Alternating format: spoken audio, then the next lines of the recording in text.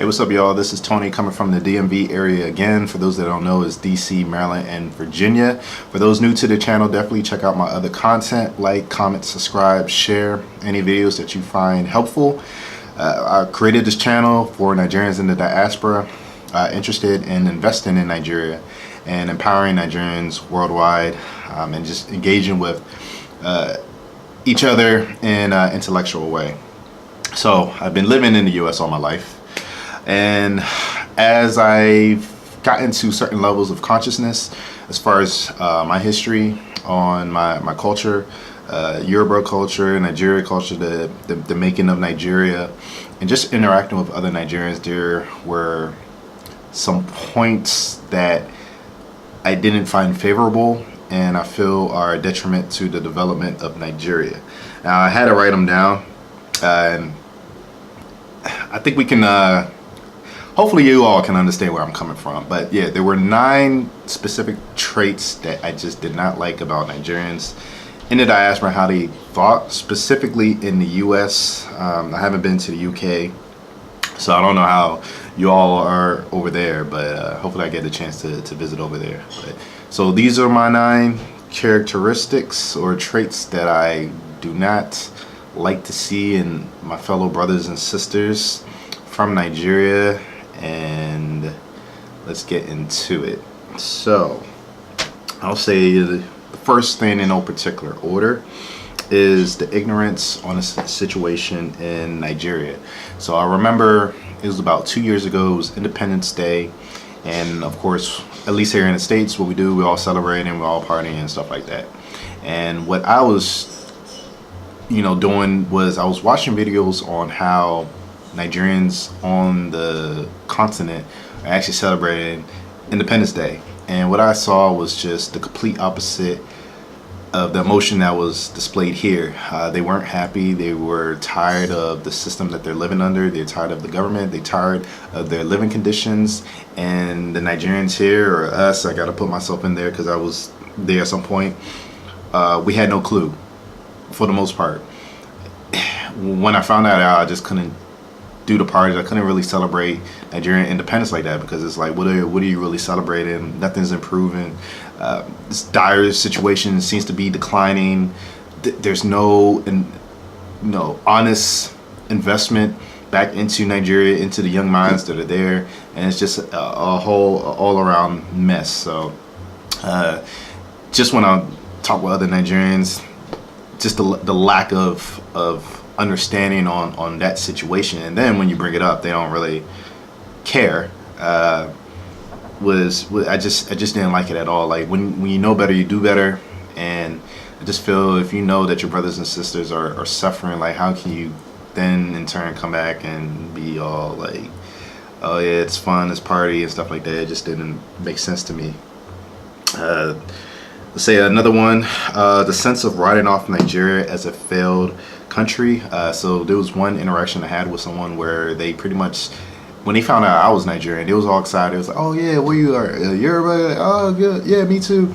And then I was like, oh yeah, that's what's up. Like, when's the next time you're gonna go to Nigeria? Like, oh, I don't want to go to Nigeria. And it's just like, wait, what? Like, oh, Nigeria is anarchy, there's lawlessness. Like, oh, why the hell would I want to go there? And I was like, 2 seconds ago, you were just talking about how excited you were about coming across another Nigerian, and these are your comments. So it's just the ignorance out of it, not understanding why Nigeria isn't the state that it is. So I ain't like that. Third point was no sense of responsibility for investing in our brothers and sisters on the continent. So here in the US, we have so many degrees, we have all this education, and we just contribute it to another group of people that do not invest in our communities. They don't invest back into us.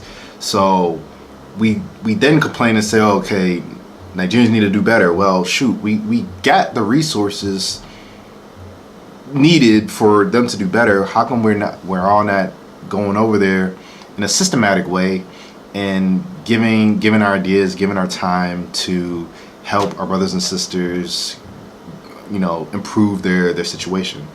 So there's just no push. I just didn't get a sense from a lot of Nigerians I talked to that they are responsible for what goes on in the continent. It's more so, okay, I'm just gonna take care of my family here. I'm having fun here. I'm living good, and that's all it is. And oh yeah, I'll maybe toss some money here and there, or I'll like the music. I'll listen to the music. But as far as doing something sustainable to help the country, there's no interest, and I was very disappointed, especially after they know how bad the situation is in Nigeria, especially after this election that they call it. So number 4, ignorance of the role of the U.S., the West, and Africa. A lot of Nigerians don't seem to understand how Africa was created. The Berlin Conference don't have no understanding of that. They don't understand how Nigeria was created by the British. They know that British colonized Nigeria, but they don't know how. They don't know how the tribes govern themselves, the kingdoms. All that history wasn't taught to them. Parents aren't doing a good job of relaying this information. Even a lot of our parents don't want to teach us the language. So just knowing that it's sad, but we just have to do our best in educating ourselves and reading and studying and looking for that information that is not so readily available in, let's just say, traditional institutions of learning. So complete assimilation to American culture, Western systems, democracy. Obviously, you care more about American culture and having that flag instead of really helping your brothers and sisters. I'll just tell you straight up, America does not care for you. They don't care about black people. At this point, it should be obvious. So if you were saying, oh, it's otherwise or it's going better, you're deceiving yourself. It's not going better. It's actually regressing. It's getting worse. And your best bet is to invest in a country where you know where your family is from and you have land that is not taxed when you buy that land, like they do it over here. Property taxes, if you don't know what I'm talking about. The inferiority complex in their thinking. So of course, white superiority, black inferiority, the white Jesus complex, just lack of confidence in building something on your own. It's very prevalent in a lot of Nigerians that I come across. They make it seem like it's impossible to do anything in Nigeria if there isn't a white man there to build the system.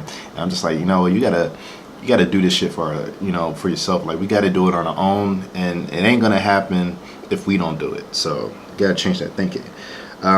Being naive, a lot of the Nigerians I came across are, I'll just say, naive in their thinking on how the world is. They still, and I put a lot of it on, I don't want to get too much into it or make this whole conversation about this particular part, but the way, let's just say, Christianity is taught to a lot of Nigerians to be submissive and just love everyone.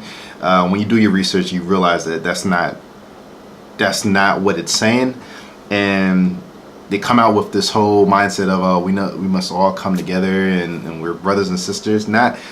It's not a lot of them, but I did come across those people where it's just like they're in La La Land. They don't realize what's going on. They don't realize how we're being exploited, and they're just whatever.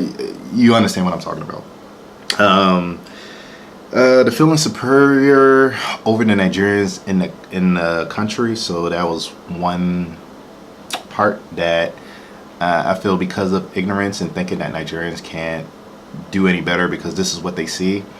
They feel that they're better than Nigerians. I think for a little bit I was like that too, until I educated myself on all the systematic ways that Nigeria has been stunted in its growth. And once I realized that, then it just changed my mindset. But I do come across a couple of Nigerians that just see Nigerians as, oh, they're just stupid, well, not really stupid, but just can't do any better. And it's like, well, you gotta teach them, you gotta train them. Like, the reason why they think this way is because this is all they see. So that's that. And the last one, lack of interest in making the visit to Nigeria.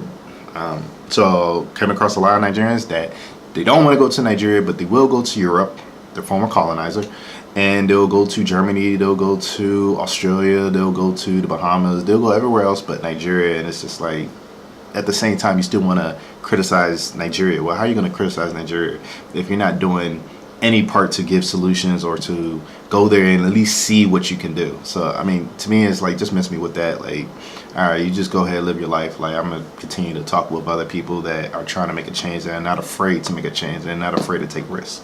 So those are my points that I don't like about Nigerians in the diaspora, at least in the U.S. Once again, I don't know how the U.K. is. Maybe their mentality is a bit different, but here in the U.S. it is disappointing. And I try to educate the Nigerians I do come across to think differently, and a lot of them get it, and they're like, oh, I didn't think of it that way. So it's just all about just sharing information, knowledge, and education.